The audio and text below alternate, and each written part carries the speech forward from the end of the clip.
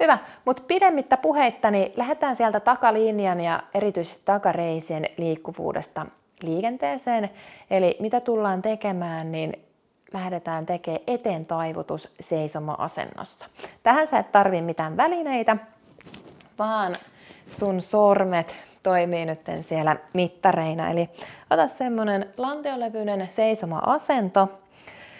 Pieni pehmeys polvissa, eli polvet ei ole lukossa, vaan siellä on se ihan pieni pehmeys. Ja sen jälkeen lähdetään taipua tänne eteen.